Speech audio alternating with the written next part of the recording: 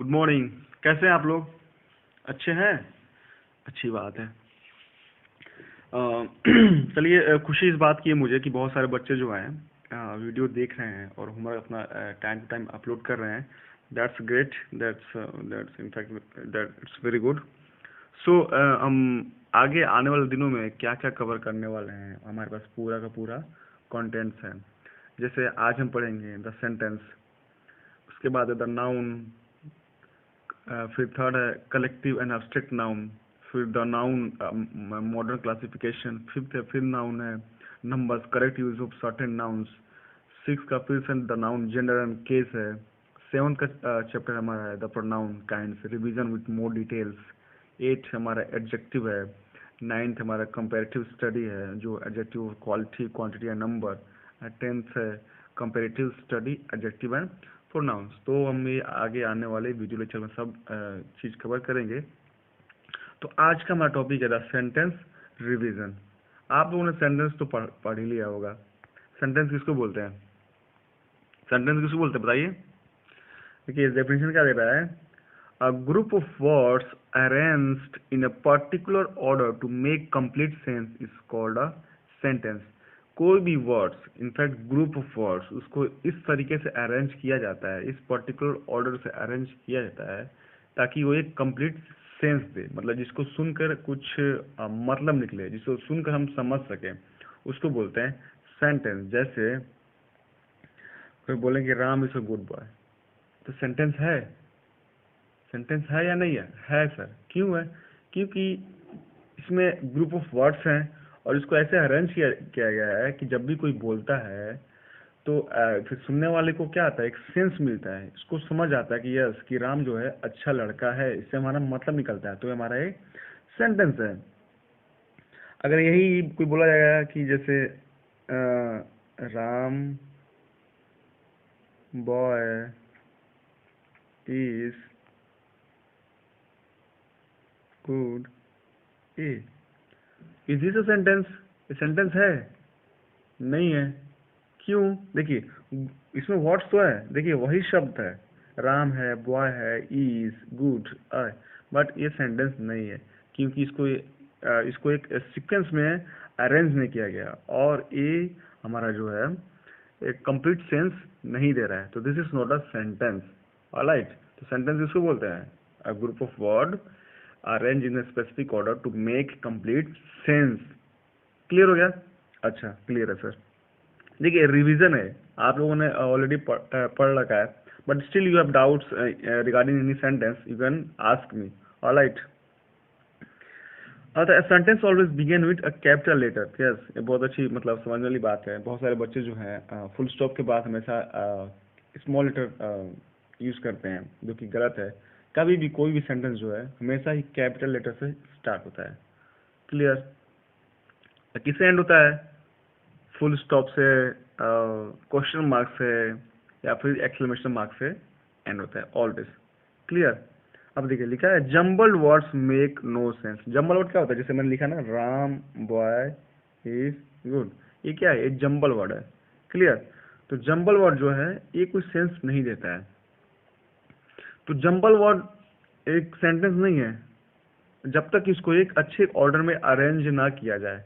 जब इसी को जैसे राम बॉय इज गुड है, इसको मैं अरेंज कर जैसे Ram is a good boy, तो एक सेंटेंस बन जाता है क्योंकि ये हमारा एक सेंस दे रहा है। क्लियर हो गया? अब आते हैं काइंड ऑफ सेंटेंसेस। सेंटेंसेस के कितने काइंड है? चार। पहला क्या है?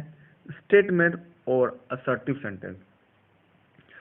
जो जिस किसी भी सेंटेंस से एक स्टेटमेंट हो, डिक्लेरेशन हो या असर्टिव टाइप का कोई सेंटेंस हो, उसको स्टेटमेंट और असर्टिव सेंटेंस बोलेंगे। जैसे दिया डेफिनेशन पढ़िए, what ever one says, states और डिक्लेयर इज कॉल्ड स्टेटमेंट।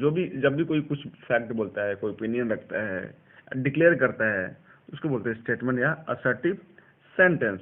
जैसे यही Ram is a good boy, Ram एक अच्छा लड़का है, क्या है? स्टेट कर रहा है, एक फैक्ट बता रहा है या कोई कुछ बोल रहा है। ठीक है, तो ये हमारा क्या है? असर्टिव सेंटेंस है। अब आता है इंटेरोगेटिव। इंटेरोगेटिव मीन्स क्या होता है? क्वेश्चन। बोलते हैं ना कि पुलिस मुजरिम से इंटेरोगेट कर रही है, मतलब कि पूछताछ कर रही है, तो इंटेरोगेटिव सेंटेंस क्या होता है? Question mark. जैसे कोई पूछे व्हाट इज योर नेम और आखिरी में क्वेश्चन मार्क लग गया, तो ये कौन सा सेंटेंस है? इंटेरोगेटिव। कैसे पहचानेंगे? उसके आखिरी में हमेशा क्वेश्चन मार्क आएगा। क्लियर? अब बताए इम्पेरेटिव। क्या था? Imperative sentence.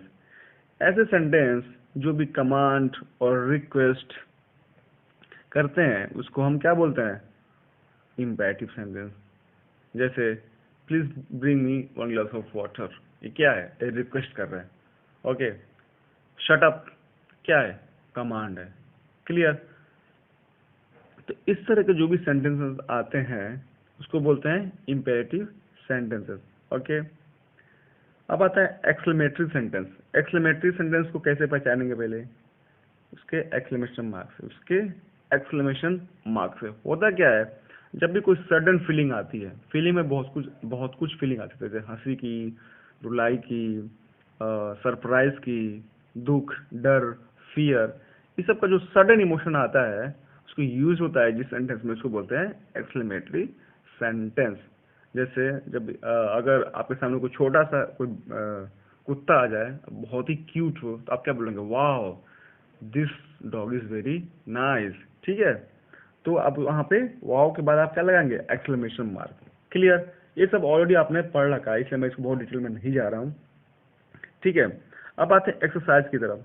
पहला क्वेश्चन दिया है, a sentence always begins with a capital letter and ends with a full stop. होता है?